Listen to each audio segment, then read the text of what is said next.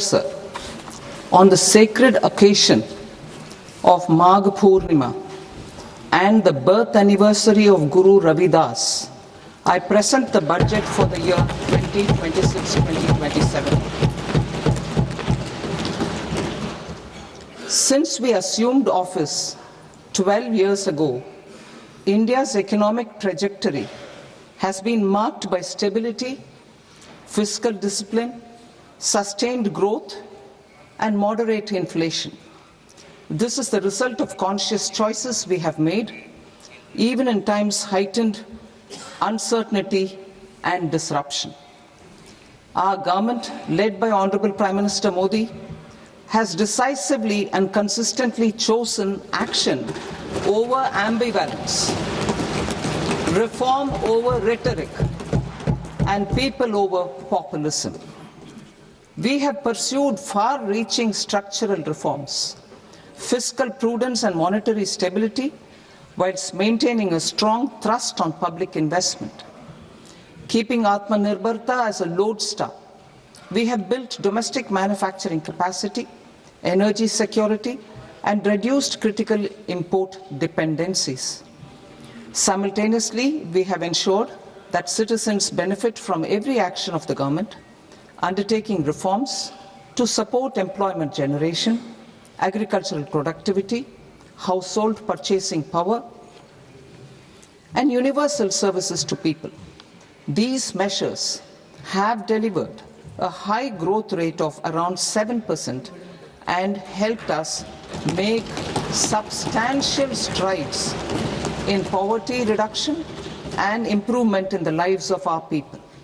Today, we face an external environment in which trade and multilateralism are imperiled and access to resources and supply chains are disrupted. New technologies are transforming production systems while sharply increasing demands on water, energy, and critical minerals. India will continue to take confident steps towards Vikasit Bharat, balancing ambition with inclusion. As a growing economy with expanding trade and capital needs, India must also remain deeply integrated with global markets, exporting more and attracting stable long-term investment.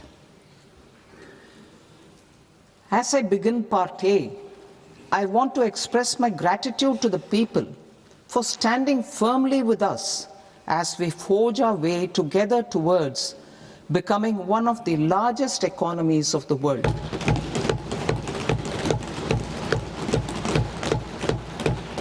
Our aim is to transform aspiration into achievement and potential into performance as we ensure that the dividends of growth reach every farmer, the scheduled caste, the scheduled tribes, the nomads, the youth, the poor, and the women.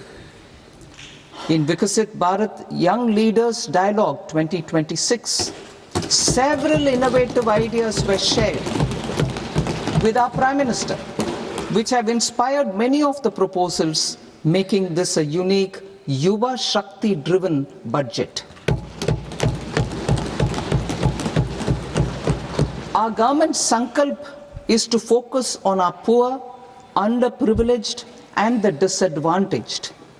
To deliver on this sankalp, and given that this is the first budget prepared in Kartavya Bhavan, we are inspired by three Kartavya.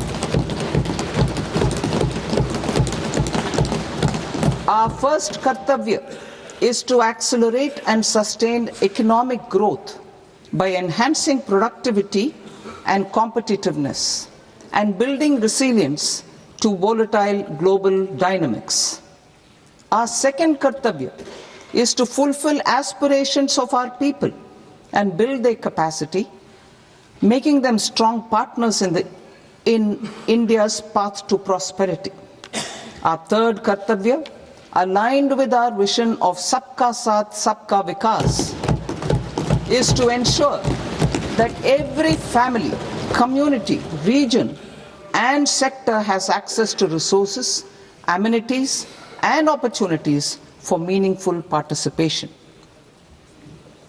This threefold approach requires a supportive ecosystem.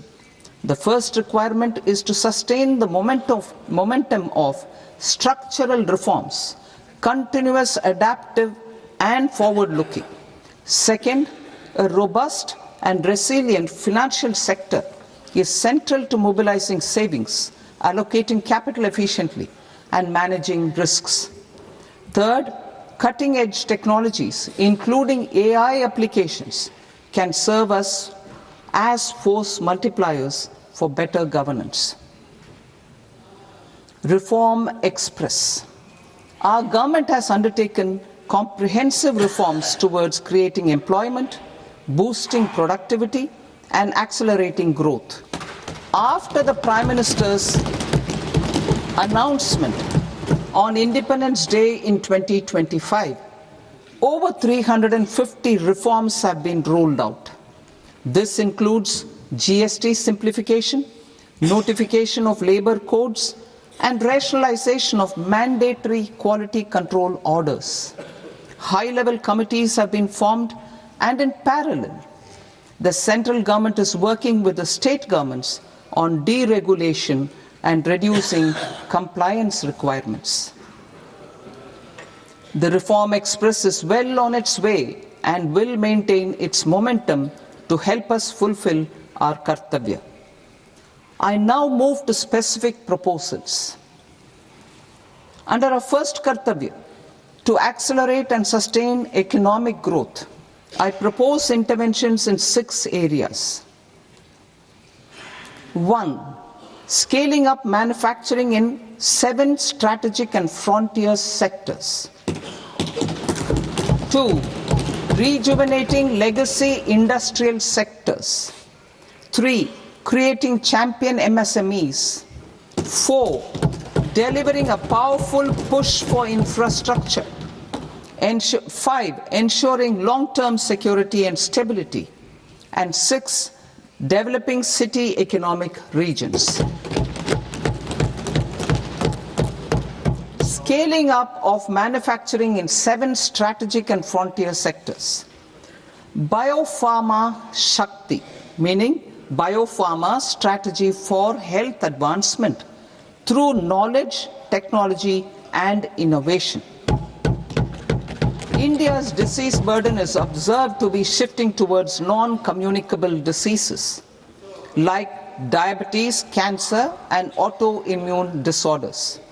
Biologic medicines are key to longevity and quality of life at affordable costs. To develop India as a global biopharma manufacturing hub,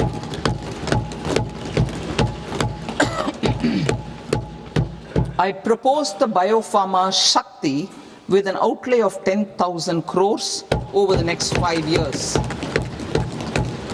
This will build the ecosystem for domestic production of biologics and biosimilars. The strategy will include a biopharma-focused network with 3 new national institutes of pharmaceutical education and research, popularly known as NIPERs, and upgrading 7 existing ones. It will also create a network of 1,000 accredited India clinical trials sites. We propose to strengthen the Central Drug Standard Control Organization to meet global standards and approve timeframes through and approval timeframes through a dedicated scientific review cadre and specialists. India's Semiconductor Mission 1.0 expanded India's semiconductor sector capabilities. Building on this, we will launch ISM 2.0 to produce equipment and materials, design full-stack Indian IP, and fortify supply chains. We will also focus on industry-led research and training centers to develop technology and skilled workforce. The Electronics Components Manufacturing Scheme, launched in April 2025, with an outlay of 22,919 crores, already has investment commitments at double the targets. We propose to increase the outlay to 40,000 crores to capitalize on this momentum.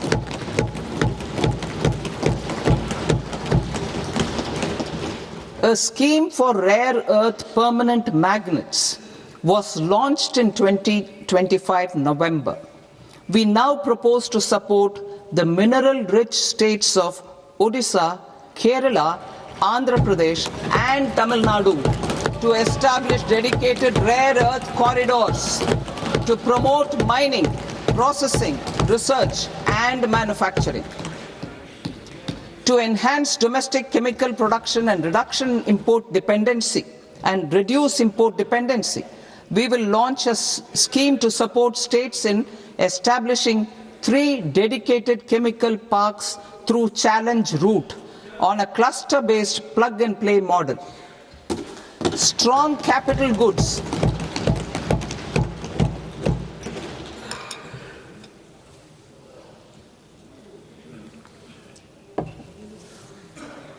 Strong capital goods capability is a determinant of productivity and quality across different sectors. Towards building this capacity, I propose the following.